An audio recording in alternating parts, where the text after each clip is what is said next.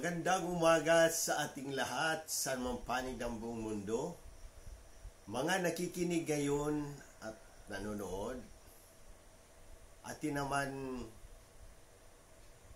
pakinggan. Ngayon, araw paggunita sa Mahal na Berheng Maria ng Mount Carmel. At mabuting balita ayon kay Mateo. Ang mabuting balita ng Panginoon ayon kay San Mateo. Lord Jesus Christ. Noong panahong iyon, samantalang nagsasalita pa si Jesus sa mga tao, dumating ang kanyang ina at mga kapatid. Naghihintay sila sa labas at ibig siyang makausap. May nagsabi sa kanya, "Nasa labas po ang inyong ina at mga kapatid at ibig kayong makausap." Ngunit sinabi ni Jesus, "Sino ang aking ina at sino ang aking mga kapatid?" Itinuro niya ang kanyang mga alagad at sinabi, "Ito ang aking ina at mga kapatid. Sapagkat ang sinumang sumusunod sa kalooban ng aking amang nasa langit, ang siya kong ina at mga kapatid." Ang mabuting balita ng Panginoon. Praise to you, Lord Jesus Christ. Pagnilayan natin bilang Romano Katoliko, ang paggunita sa Mahal na Berheng Maria ng bundok ng Del Carmen at mabuting balita, ang Ebanghelyo ngayon, ipinapakita ni Jesus kung ano ang tunay na kahulugan ng pagiging bahagi ng kanyang pamilya sa harap ng kanyang ina at mga kapatid na nasa labas at naghihintay na makausap siya. Sinabi ni Jesus na sino mang sumusunod sa kalooban ng Diyos ang kanyang ina at mga kapatid.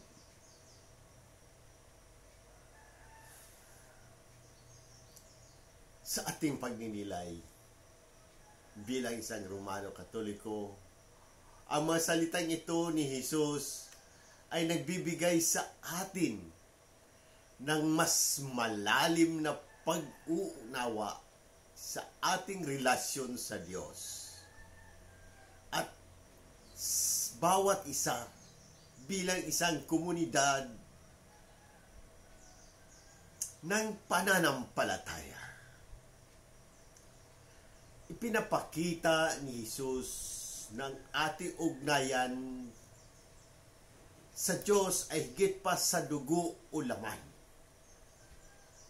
Ito ay tungkol sa pagsunod sa kalooban ng Diyos at pagpasa sa katuparan ng kanyang mga utos sa ating buhay. Pagiging pamilya sa pananampalataya. Ang pagiging bahagi ng pamilya ni Jesus ay hindi lamang limitado sa ating mga pisikal na pamilya. Tayong lahat na sumusunod sa kalooban ng Diyos ay nagiging bahagi ng isang mas malawak na pamilya. Ang komunidad ng mga mananampalataya, ang ating pananampalataya,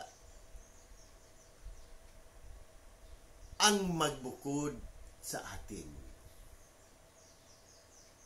Ito ang nagbibigay sa atin ng lakas upang magpatuloy sa pagsunod sa Diyos sa kabila ng mga hamon sa buhay. Paggunita sa Mahal na Berheng Maria sa bundok ng Del Carmen. Sa araw na ito, ating ginugunita ang mahal na Birheng Maria ng bundok ng Del Carmen. Si Maria bilang ina ni Jesus ay nagpakita ng halimbawa ng ganap na pagsunod sa kalooban ng Diyos.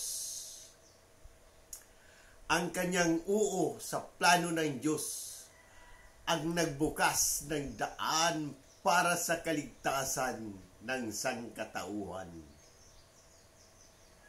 Bilang mga Katoliko, tayo ay hinihikayat na tularan si Maria sa kanyang pananampalataya, magtiwala at pagsunod sa Diyos. Panalangin. O mahal na Birheng Maria ng bundok ng Del Carmen, ipanalangin mo kami na maging tapat sa pagsunod sa kalooban ng Diyos. Tulungan mo kaming maging bahagi ng pamilya ni Jesus sa pamamagitan ng aming pananampalataya at gawa. Amen.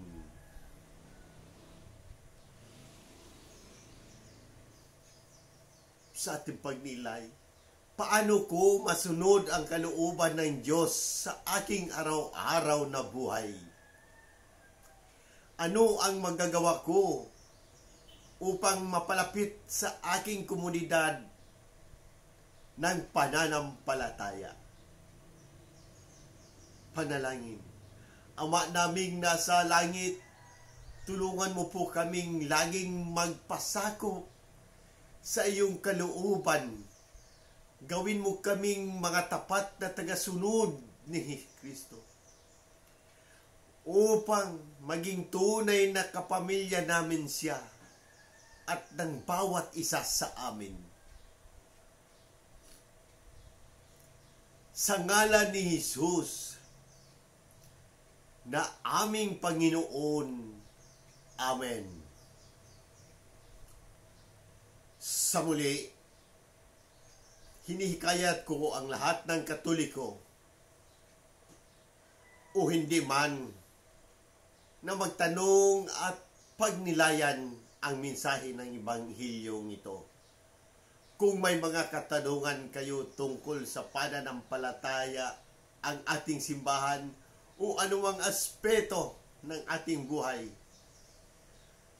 bukas ang aking puso na sagutin ang mga ito. Sama-sama natin pagnilayan at pahalagahan ang habag at pag-ibig ng Diyos na ipinapahayag ni Jesus sa Ebanghilyong ito sa pamamagitan ng ating mga gawain at salita. Naway maging daluyan tayo ng habag at pagmamahal ng Diyos sa lahat ng tao. Amen. In nomine Patri et Filii et Spiritus Sancti. Amen.